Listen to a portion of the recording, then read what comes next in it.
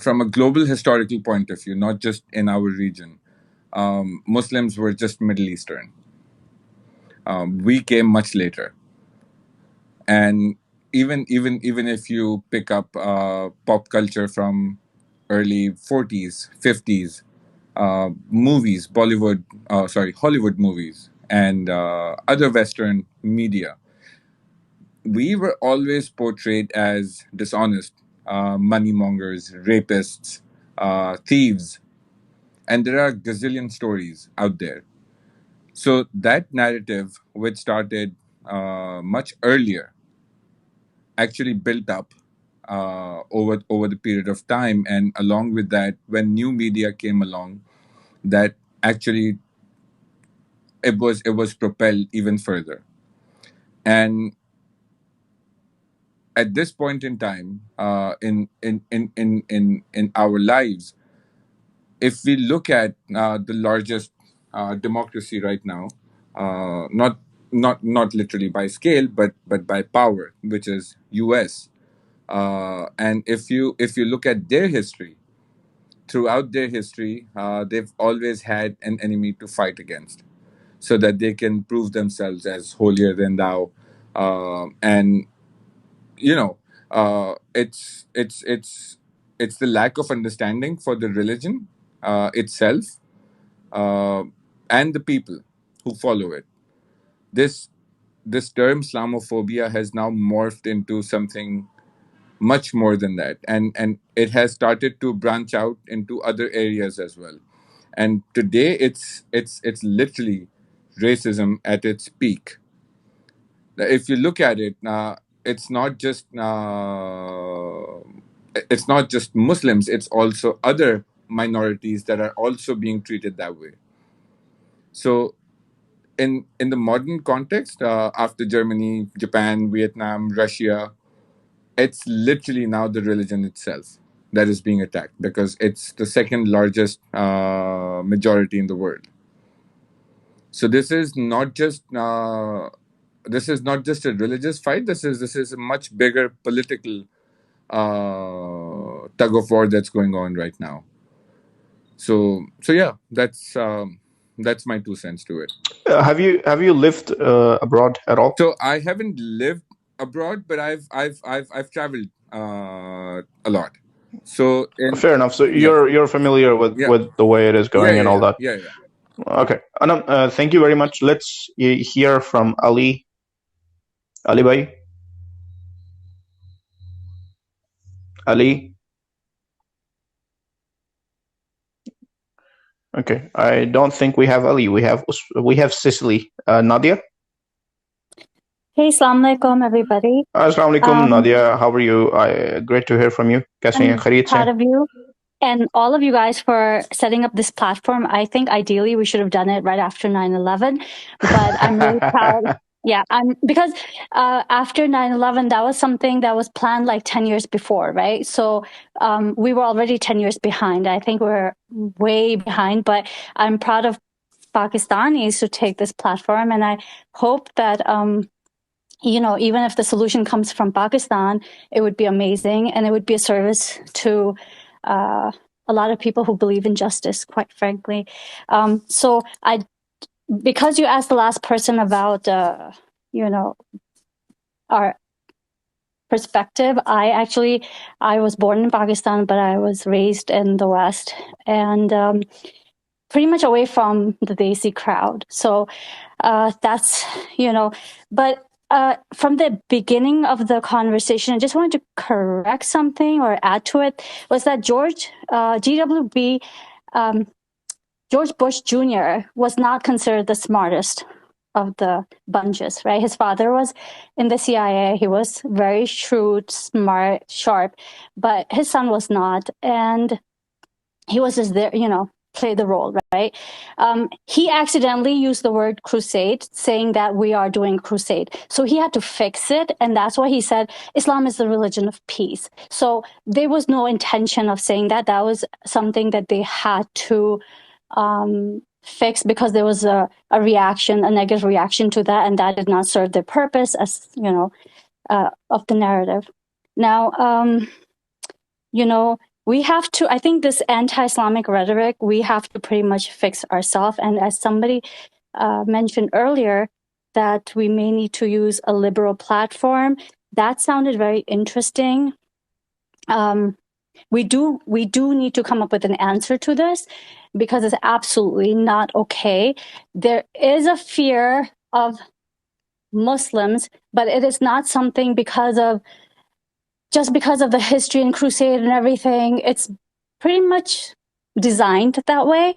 There's an agenda to it. There's a reason to it.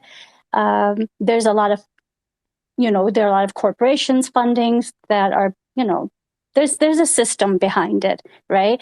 And it supports a cause, right? So, but we have to, people have to unravel that, and that's the liberal platform sounded very interesting.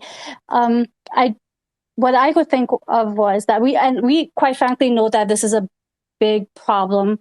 We have to just put that behind us and focus on the solution. What can be the solution? One of the things is that, do we Muslims tell Hindus how they should be worshiping their God? Which God should they worship? How many should they worship? Do we say that to anybody? I think most of us can say no. We pretty much say, to you, your religion, to us, our religion. Do we tell Christians that, no, don't paint eggs on, eat fish on Friday, or Lent and things like that? Do we tell them what to do? They're doing all these things. We don't tell them. So who are others to tell us how to practice Islam, right? We need to tell them, what's your problem with Islam? What's your problem with me? You practice your religion, and if you find a problem in Islam, then let the Muslims fix it. And if you find problem in your religion, then you go fix it, because that's how it's supposed to be, right? So who are you to tell me how to practice my religion? And I feel like it should be like anti-Muslim rhetoric. Yeah, maybe the Islamophobia thing should Nadia, not be. do you not think that when you talk about the portrayal of Muslims in Hollywood for the past many years, they have been portrayed as barbarians, as people of color, people who are not civilized, people who beat their wives, and that all of that crap. Yeah. So, Nadia, my question is, for example, if you look at look at the classical movies, right? Look at the what is that? Lawrence of Arabia, the movie. Okay, so if you see the Lawrence of Arabia with a critical eye, what you see is that Omar Sharif is always pandering and second fiddling to a white man. They are barbarians. They are selling people. They are going and attacking convoys and murdering each other, and all of that.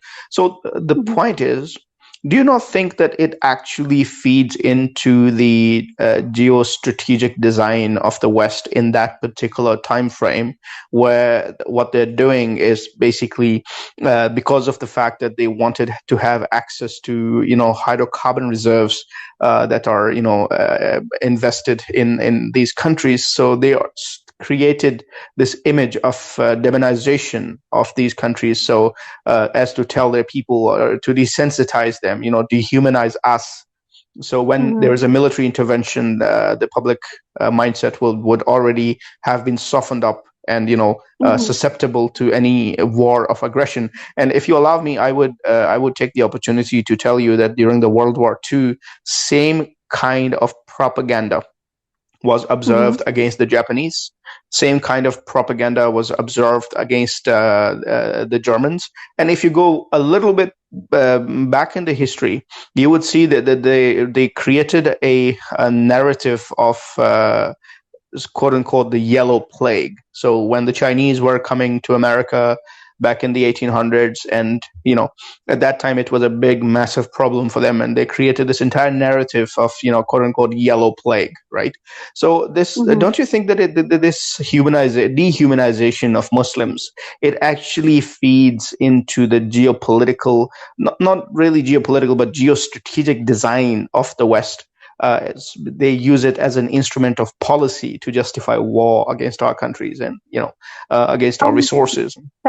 Shahid, obviously it does, and I can't blame them. because if I have if I plan to have an evil agenda, how am I going to carry that out with, I need the PR approval, right? I need to make it legit, right? And when you dehumanize anybody, that makes it okay, right? Oh, they're evil, they're communists, they're Russians, they're, and then you can do wrong to them and not feel guilt to Nadia, conscious. Nadia, I think communists are evil, though. No, I'm no, but that's the in the U.S. it used to be the commies are coming, the communists are coming, but I mean I say that let everybody deal with their own system. Everybody's different. We don't always everybody doesn't go through democracy the way you design it, right? The way one person designs it. We have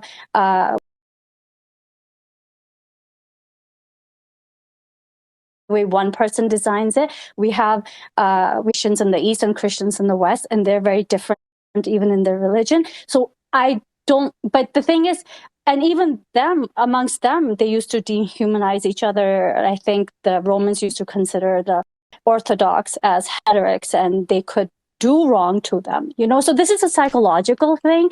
You can't blame people when they use that tactic. The blame comes in us not understanding what's happening, us not unraveling those plots, and us not, being able to handle the situation. Because Nadia, as a hijab observing woman who grew up in the West, I believe in Canada, where a lot of significant population is French. What do you have to say to Emmanuel Macron, who's definitely trying to win the upcoming election next year from Marine Le Pen, who's another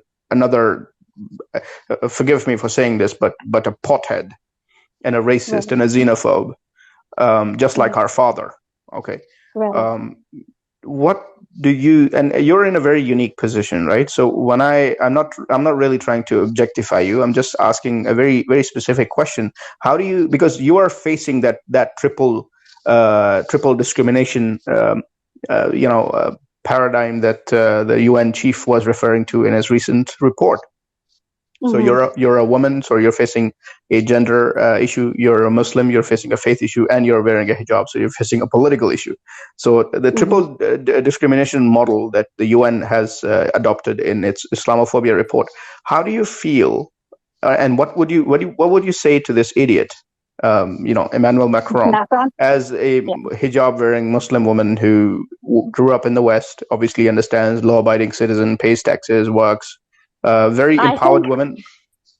Yeah, I think Erdogan said it best. He's a madman. I mean, it's absolutely ridiculous to. Can I go to Macron and say, I want you to stop eating meat? You will only eat vegetarian. You will not eat any fish. I mean, should I? And he should listen to what kind of diet he takes. So it's completely. It's nonsense for anyone to tell me how to dress, what color of lipstick I should wear, whether I should wear silver glasses or contact lenses. I mean, it's ridiculous, and it works because the narrative that they have built, and hate seems to work. So we need like a very anti-hate and reaction to this. We need to tell. So what do you tell people when they come to you and they ask you, oh, Nadia, are you wearing that hijab out of your own choice, or your father made you wear it? Yeah, I think that's a misconception amongst a lot of people that you get the question all the time, don't you? Like, yeah, it's like the fasting question when you tell somebody that you're fasting and they're like, not even water. Like, how do you like actually? Don't you die? And I'm like, well, I'm still here, right? So no, we don't die. And yes, not even water. So it's kind of like that. They think, oh, somebody must have forced you. But you know what? I didn't even get an opinion from my father. I didn't even get an opinion from my husband. I knew their point of view, but when I asked them, should I wear it? They were like, oh, it's up to you. Oh, it's up to you. I'm like, they're just like, I don't know. And I'm like, gee, you're really helpful. Like, for example, if somebody's looking for a reason why people wear it. Like, I wanted to know, why do women wear it, So in fact, I actually decided to, I had my own spiritual reason why I decided to wear it, and it had nothing to do with. Good on you. Yeah, it had nothing to do with our culture. Nadia, what would you say? like in the West, the discourse in the West, the current situation, how do you feel? What exactly should the Muslim community be doing in the West to combat Islamophobia? And let me assure you that I have lived as a Muslim in the West. I have had education in the West. I've done a lot of things. Like I've spent a large portion of my life, adult life, or in the West. So I do understand how this discourse works. I had to change my name on the CV to get a job. So that sort of stuff happens. And what would you do to what advice would you give to the Muslim communities in the West? Do you think that there's this may sound really harsh. I don't know if I should be blunt about it or not. No, you should be. You should be. Look, we are having a conversation, and what I was getting up to is that I would say that Muslim communities themselves, they do have a lot of catching up to do as far as assimilation is concerned. So what we do is we maintain the orthodoxy when we live in the West, and if you want to live your lifestyle, you can certainly live it in a confined, in a limited manner.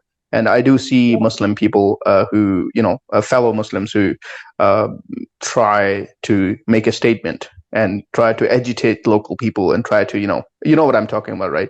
So right. That is something I see where I believe we need to improve our communication, the way we conduct ourselves. But, I really want to pick your brains on this. Like, how do you think this issue can be resolved from a Muslim perspective? People who are living in the West, what should they be doing?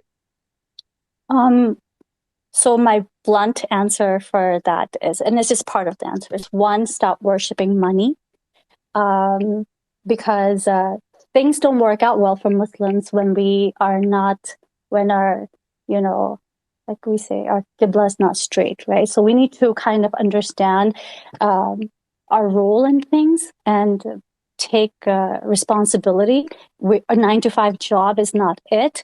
I mean, that's not all, right? And especially coming from our legacies like Imam Iqbal and Jinnah and people like that, right? Who always taught us to think in the broad sense of term from above, right? And we tend to be just, living with our foot on the ground, right? So we need to kind of realize our role. And if other Muslims are not doing it, that's okay. Just whoever are talented enough, intelligent enough, woke enough can step up, right? And we just start things rolling that way. Then the big thing is that, be unapologetically Muslim, right? And for that, you have to learn about Islam. I think some of us are in our background, things are hard, or it's, I don't know, but I think we should learn about Islam. And I think that's because if somebody says Muslims are bad and they say that to me, right? And I can't get offended if I don't know what a Muslim is, right? So learn about that and be unapologetically Muslim. I don't think we have a reason to defend ourselves and say, oh no, but Islam is a religion of peace, because no, toss that out, right? Tell them, who are you to question my existence? Why don't we talk about yours? Right? Exactly. Because, right. So that we need to change how we answer, right? And we have a lot of this, our answers will be very submissive. So that's why I say, fix the qibla. Just don't worship money. I get it, especially in the West, right? Yeah, I mean, and the Western side, as you know, it's easier to get involved in the worldly things, and we tend to lose the wisdom and insight and philosophies, So I think don't you think that on a political perspective, the Muslim communities in the West are not as politically active as some other communities are, and therefore their own footprint in their own societies is negligible, because being able to pass laws against Muslims is quite easy, and it you know what I'm talking about, right? So you have to be more politically aware, and you have to be politically connected in a democratic society, because if you're not really able to tell your case, if you're not able to make your case, and you're not able to tell your side of the story, at a forum where policy is made, these sort of things will happen.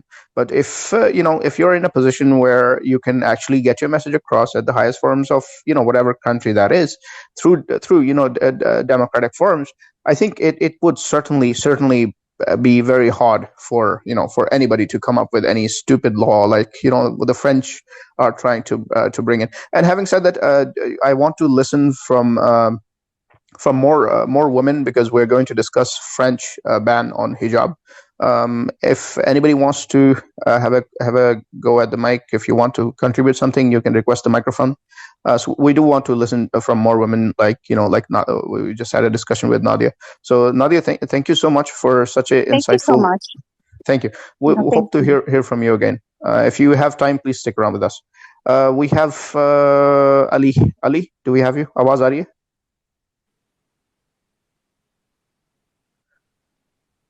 Ali, nahi. Okay. Do we have Usman? G Ji Usman. السلام علیکم. اچھا, it's a very broad topic, تو I will try to squeeze it. تو مجھے so please bear with me, مجھے تھوڑا سا time دے دینا بولنے کا. میں اسلاموفوبیا کے ہے کیا, اس کے کازز, کانسیکوینسز, اور پھر وے فارورڈ تھوڑا سا دوں گا. سو جی please. So okay, so Islamophobia کیا ہے, ایک ہر ایک کو پتہ ہی ہوگا, بٹ ویسے اٹس جیسے ریسز کو اسٹیریوٹائپ نہیں کیا جاتا, اسی طرح Muslims are being stereotyped just as races are, ٹھیک ہے نا. تو Islam because they are Muslims, تو اس وجہ سے ان کے ساتھ ایک پریجڈس ان کے اگینسٹ ہوتی ہے. تو یہ ایک کانسیپٹ. اچھا, the concept of Islamophobia is nothing new. Of course, the widespread of this term Islamophobia was born out of 9/11, but the concept is nothing new. میں تھوڑا سا I think it dates back to, if I am not wrong, یہ 12th century جب nation state system آیا بھی نہیں تھا. تو یہ تو اس وقت کا ہے, بٹ میں وہاں پہ I want go into detail. میں پوسٹ 9/11 کے بعد ہی کی چیزیں ڈسکس کروں گا. اچھا, میں کازز بتا دوں, تھوڑے سے 2-3 ڈفرینٹ پرسپیکٹو دینا چاہتا ہوں. ایک پرسپیکٹو یہ ہے کہ جب کولڈ وار ختم ہوئی تھی تو نیو یارک ٹائمس نے ایک آرٹیکل پبلش کیا تھا, اور اس آرٹیکل کا اگر کسی کو لنک چاہیے میں دے بھی دوں گا. اس کا جو ٹائٹل تھا, seeing green the red menace is gone but here is Islam. تو مینی پیپل, جو مینی فلاسفرز, دے آرگیو کہ to justify the existence of NATO, they came up with this idea کہ یہ جو نیو تھریٹ ہے نا, یہ اسلام ہے. اور آبویسلی اس کے جو پولیٹیکل, اگر آپ اس کو پولیٹیکل پرسپیکٹو سے دیکھنا چاہتے ہیں, تو امریکہ چاہ رہا تھا کہ جو آئل رچ کنٹریز ہیں اس کو انویٹ کیا جائے. سو ایک تو یہ پرسپیکٹو ہے. اچھا, پوسٹ 9/11 اس کا امپیکٹ کیا ہوا. So in recent years that this term Islamophobia metastasized in terms of political consequences and its geopolitical follow up. میں ایگزامپل دوں گا جو شاید کسی کو پتا نہ ہو, اور ہم میں سے جتنے بھی پہلے اسپیکر آئے انہوں نے کسی نے ڈسکس نہیں کیا. جو چائنا تھا نا, جب 9/11 ہوا, ان کے یہاں ایک موومنٹ چل رہی تھی, ایسٹ ترکمانستان موومنٹ. اچھا, یہ مسلمس تھے بیسیکلی. سو اس کے اگینسٹ چائنا نے پہلے تو کوئی ایکشن نہیں لیا تھا, بٹ کیونکہ انہوں نے جب یو ایس کو دیکھا, they jumped on this U S led bandwagon کہ you are fighting the same people we are fighting. تو اس نے کیا کیا, 9/11 نے it gave these countries an opportunity to justify their actions against their Muslim minorities that they didn't like. اس کی example China کی ہے, آپ کے پاس اسرائیل کی پھر ایگزامپل ہے. اسرائیل نے اس سے پہلے اتنا بڑے طریقے سے آپریشن لانچ نہیں کیا تھا. جب 9/11 ہوا اس کے بعد ان کے جو اس وقت کے پریزیڈنٹ تھے, انہوں نے بھی یو ایس کو, یہی پریزیڈنٹ کو کہا تھا کہ ہم بھی وہی لڑائی لڑ رہے ہیں جو آپ لڑ رہے ہیں. تو it gave these countries an opportunity. So ایک یہ پرسپیکٹو ہے. اور ایک اچھا, اب پھر جب ٹرمپ, اچھا ایک اور جو آپ نے پہلے کہا تھا کہ گجرات میسیکر جو ہوا تھا, آبویسلی مجھے اس کے آبویسلی اور کوئی دوسرے ریزنس ہوں گے, بٹ ایک ریزن یہ بھی تھا کہ جو وہ بتانا چاہ رہے تھے کہ ہم بھی اپنی مسلم مائنارٹیز کو پسند نہیں کرتے. سو 9/11 سے یہ ہوا کہ اس نے اس چیز کو بڑھا دیا. اسلاموفوبیا کے concept is nothing new, but اس نے بس اس چیز کو بڑھا دیا. پھر فاسٹ فارورڈ ٹرمپ جب آئے when he came to power, اس سے اور بڑھ گیا. اور اس کی ایگزامپل یہ مودی کی ہے. انہوں نے جو 2 بل پاس کیے تھے, اس دے اسٹرپڈ مسلم مائنارٹیز آف انڈین سٹیزن شپ, اور پھر انہوں نے ایک اور بل پاس کیا جس کے اندر انہوں نے کہا کہ they can avail Indian citizen ship but there was a catch, اور وہ یہ تھا کہ جو وہاں کی کیا کہتے ہیں نان مسلم پیپل ہیں وہ واپس آ سکتے ہیں, مسلم مائنارٹیز نہیں آ سکتی. سو یہ میڈیا پہ کسی نے اتنا کچھ لکھا نہیں, میں نے نہیں دیکھا, ہو سکتا ہے لکھا ہو, بٹ یہ صاف صاف کیس ہے ایک اسلاموفوبیا کا, ٹھیک ہے نا, کیونکہ دے آر ان میجورٹی. تو آبویسلی ان کا شروع سے ہی مائنڈ تھا, جیسے آپ نے کہا کہ سب کانٹیننٹ میں جب برٹش آئے تھے سب کانٹیننٹ میں, یہ تب سے چلا آ رہا ہے. بٹ کیا وہ میجورٹی میں تھے تو اب ان کے پاس ایک چانس تھا اس کو کیپٹلائز کرنے کا. کیونکہ اگر آپ شاہ ولی اللہ, شیر احمد سرندی کے ٹائم پہ دیکھیں, انہوں نے اسلاموفوبیا کو کاؤنٹر کیا تھا اس وقت, کیونکہ جو اکبر کا دین الہی تھا, it blurred the lines between Islam and other religions. تو جب یہ شاہ ولی اللہ اور شیر احمد سرندی آئے تھے, انہوں نے کاؤنٹر کیا تھا اس وقت, اور لیٹر آن سر سید احمد خان, ٹھیک ہے. اب اچھا, اب اس کا وے فارورڈ کیا ہے دیکھیں آپ. لوگوں کو ایک تو فیکٹس اینڈ فگر سے بتا سکتے ہیں, ٹھیک ہے. فار ایگزامپل مجھے یاد نہیں, میں نے کافی پہلے پڑھا تھا, ایک گیلپ سروے تھا, ٹھیک ہے, اور ایک اور پروفیسر تھے امریکہ کے, انہوں نے سروے کیا تھا. تو انہوں نے جو 9/11 کے اٹیکس کو کہا تھا کہ ہر مسلم نے 92% آف دا مسلم پاپولیشن ان سب نے کنڈیم کیا تھا, ٹھیک ہے. اور 8% وہ لوگ تھے جنہوں نے کنڈیم نہیں کیا تھا, مگر ان کی ریزنس کوئی ریلیجیس ریزنس نہیں تھے, ان کے پولیٹیکل ریزنس تھے کہ انہوں نے کنڈیم نہیں کیا تھا 9/11 کے اٹیکس کو. سو ایک آپ فیکٹس اینڈ فگر سے کر سکتے ہیں کہ Islam is not a war like religion, جہاں پہ اسلام اجازت دیتا ہے کہ مار دو. اور پہلے ایک اسپیکر کہہ رہے تھے کہ